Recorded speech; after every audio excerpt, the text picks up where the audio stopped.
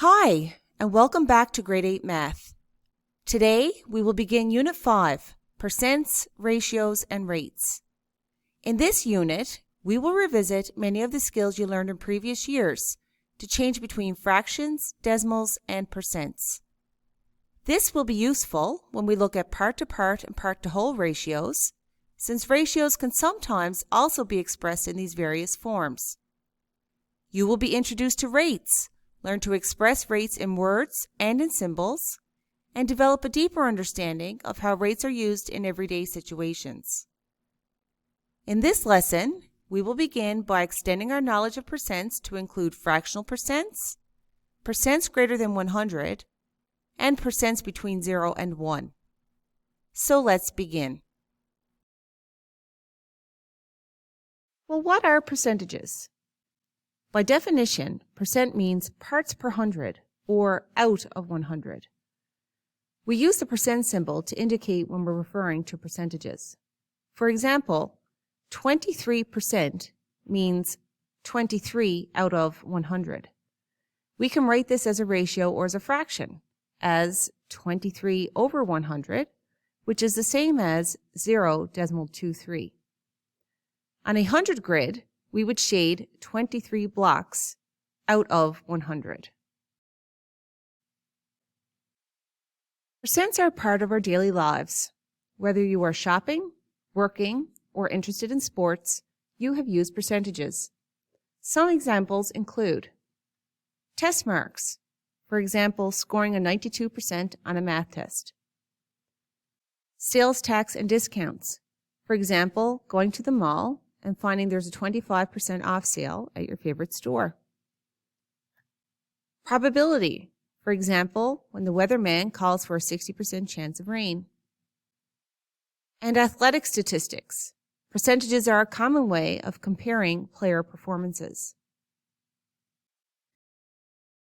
Recall that percent means per 100.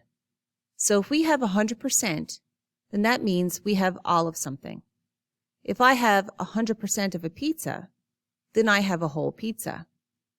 So how does that look then if I have 2 whole pizzas? Well, if 1 whole pizza is 100%, then 2 whole pizzas would be 200%. And let's think if we cut that pizza into 100 equal pieces. Well, if 1 whole pizza is 100% and it was cut into 100 pieces, then that means 1 piece would equal 1%.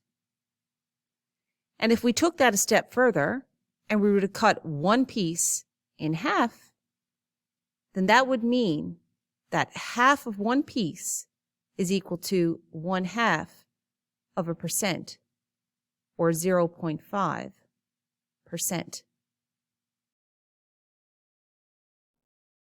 Let's think about the following scenarios. How would each situation be represented as a percent? The percentage earned on a test containing a bonus question if all questions were correct. Well, if I wrote a test and I received full marks on all questions, and if there was a bonus question that was worth an additional 5%, I could potentially receive 105% on that test if all questions were correct. The percent increase of the cost of gas when compared to the cost from 20 years ago. Well, the cost of gas 20 years ago was probably around 90 cents a liter. The cost of gas today is more like $1.80 a liter. This means that the cost of gas today is 200% of the cost of gas 20 years ago. The chances of having no snow in February in Corner Brook.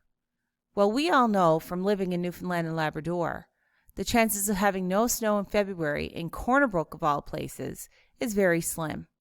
So we're looking at something probably along the lines of less than 1%. So maybe a 0.5% chance.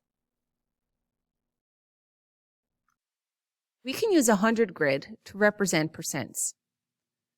For example, 34%, we would simply shade 34 blocks on the 100 grid. 87%, we would simply shade 87 blocks on that grid. When representing fractional percents, we have to look at the individual numbers. If it's a number that's easy to draw, so for example a half or 3/4, we could do that fairly easily on our grid. For example, 19.5%. I would shade 19 full blocks and half of the next block. For 57.75%, I would shade 57 full blocks and 3/4 of the next block. When representing fractional percents that aren't so easy to draw, we would actually use two grids. For example, 34.18% would be represented with 34 blocks shaded on one grid, and I would shade a little bit more to indicate that 0.18%. I would then magnify that portion to show 18 blocks shaded on a smaller grid, which actually represents 18 hundredths. Similarly, for 11.92%, I would shade 11 blocks on one grid. I would also shade part of the next block to show that it's almost 92%. But because I can't really shade that 0.92, I would then magnify that portion onto a smaller grid, and I would shade 92 blocks on that one.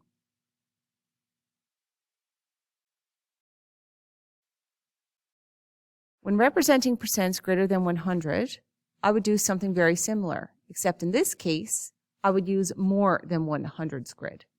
For 114%, I would shade one full grid to represent 100%, and 14 blocks on the next grid to represent the additional 14%.